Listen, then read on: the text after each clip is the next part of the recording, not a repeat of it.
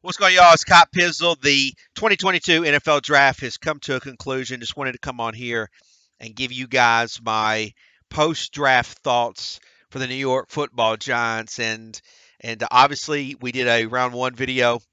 We talked about Thibodeau. We talked about Neal. Gave you guys my thoughts. If you haven't checked it out, please check it out. And I just wanted to highlight some of these other guys that the Giants drafted and just give you guys my thoughts because, to be honest with you, as always, I'm passionate about some of these guys and I'm excited about some of these guys and some of these other content creators and fans alike have kind of just ticked me off. And so, like, I wanted to talk about it and share my thoughts with you guys. And look, I know that's not good for analytics and all this and that, being mean to your consumers and bullshit like that, but it's my content, right? So I mean, like I don't bend the knee. I'm a 60 fucking minute man. Okay, that's just what we are. So right out of the gate in day two, the Giants get Wan'Dale Robertson, and oh my god, the explosion of booger eating geeks out there acting as if they have a fucking clue about this guy when they don't even watch any Kentucky Wildcat football. Which, by the way, Pizzle, living in SEC country, you know, I watch every SEC team, regularly. I'm very, I keep up with that. Um, and I know these teams like the back of my hand. And Wan'Dale Robertson is a fucking stud. Like he is legit. And I was baffled by so many Giant fans. And by the way, you're talking about a market that's supposed to be very educational when it comes to sports, and they really fucking lack some basic fucking knowledge. I guess we don't follow college football, but whatever. I don't know how else to fucking explain it. But Wandale at Kentucky played for a run first offense, right? They've been that way for a few years now. And they've been on the rise. Kentucky has. They've got a guy playing quarterback who probably should be a fucking receiver.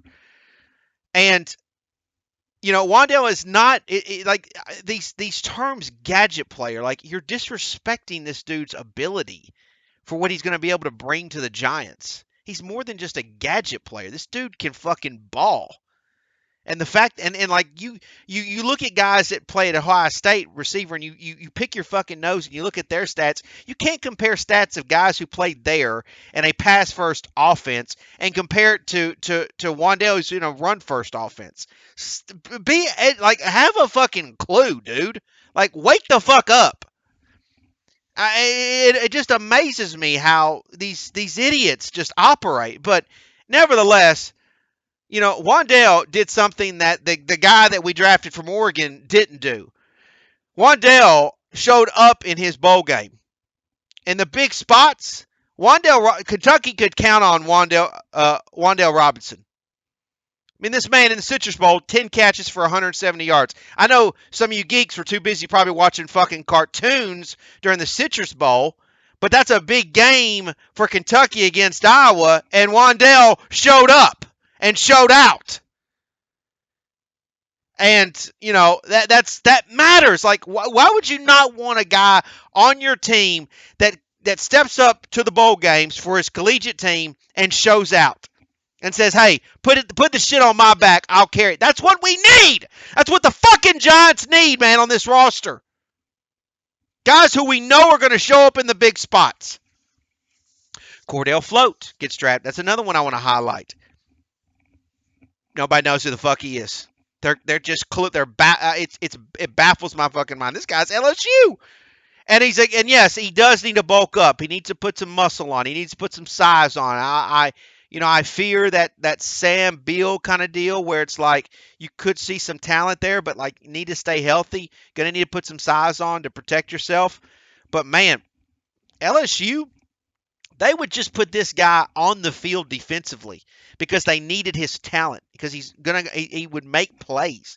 And I feel like he played multiple times in positions they probably wasn't comfortable with, but LSU just needed him out there. They just wanted he needed to be out there because they needed him. They needed his talent. And so, I love that Joe Shane is getting guys who are versatile. And the other thing about Float and Robertson and other guys in this draft is the Giants clearly put emphasis on speed, right? Bring in some really fast dudes where we need some speed. And so, I think Float is a guy that is could potentially, if he stays healthy and he progresses in the right way, is going to be a household name for New York Giants fans. Daniel Bellinger, from tight end from San Diego State, super excited about this. We don't need a tight end like Evan Ingram to go out there and catch 10 fucking 15 balls and count on you to have 125 receiving yards and show up every once in a while, blah fucking blah. We need a guy like Bellinger because, like Wan'Dale Robinson, Bellinger was played in a run-first offense at San Diego State. Okay, that's important because you're not going to see the big receiving numbers from a tight end. Get that out of your skulls. Like, cleanse yourself from the stupidity. This guy is going to come in. He's going to do his fucking job. He's going to block. He's going to block. He's going to block. He's going to block. And when we randomly need that big third down catch, like so many other great tight ends for us did, he's going to deliver. We're gonna be able to count on this guy because that's what the type of player he was at San Diego State. And I think that's the type of player he'll be for the New York Football Giants. I really believe that. A guy that's gonna do his job. We don't have to depend on him from a receiving standpoint. Get the whole tight end being a monster for you out of your head. This is what we need. Gutsy, gritty, nasty, make a catch on third down. I think that's what he's going to bring to this squad. Obviously, the Giants, picked up a couple guards from North Carolina. I thought that was interesting. Obviously, they sent a lot of guys down to the pro day there. They saw some things that they liked in those guys. Micah McFadden, I think he's a guy that can potentially learn from maybe a Blake Martinez, right? If Blake Martinez goes down or he's not healthy, maybe a guy like McFadden can step up in that role and deliver. Fingers crossed. And look, I don't know if all these guys are going to make the roster. DJ Davidson, defensive tackle at Arizona State. I think he has a chance to be something, but I don't think he's going to be able to make the starting positions. But I think there's some depth there that the Giants need to find out to build on. Dane Belton, I don't really know what to make of him. I'm somewhat confident. I got to see Iowa play a handful of times last year, and I was able to see him make a few plays. Excuse me, but I think he's a good player, but I think like a lot of these guys, he's going to go through some growing pains, and I would love if he would be able to step up and play alongside Xavier McKinney in the safety position. I think the best value pick was Beavers from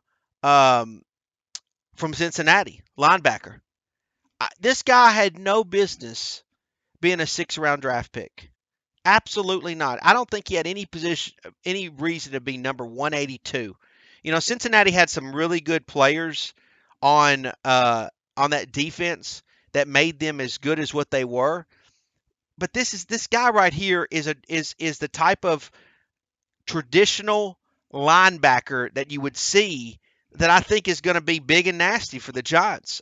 This is the kind of guy I would prefer than, let's say, Tay Crowder, right? And I'm not knocking Tay Crowder. I don't want to beat up on Tay Crowder. Tay Crowder's done a lot of great things, for where we drafted him. But this is the type of linebacker that I prefer. So those are just some quick thoughts. Just to put a little something on it. But I'm excited. I hope some of these guys, even going up to Evan Neal, as far as the 3 offensive linemen that we got, I hope somebody steps up and makes it can be a good starter for the Giants. Hope some of these guys that we drafted in the defensive side of the ball, I hope they can contribute. I know Wan'Dale Robinson is going to contribute. I know Evan Neal is going to contribute. I feel like Float is going to be sneaky for the Giants. And honestly, when the Giants got Float, it kind of took away some of that sting of not being able to get Sauce Gardner. So I'm excited about this draft. Definitely think we're going to go through some growing pains. But I think Joe Shane and the boys did a good job, and it looks like they kind of they attacked it and they stuck to their plan, and it's good to see that they did that. So hey, let's just see what happens and hope these boys pan out.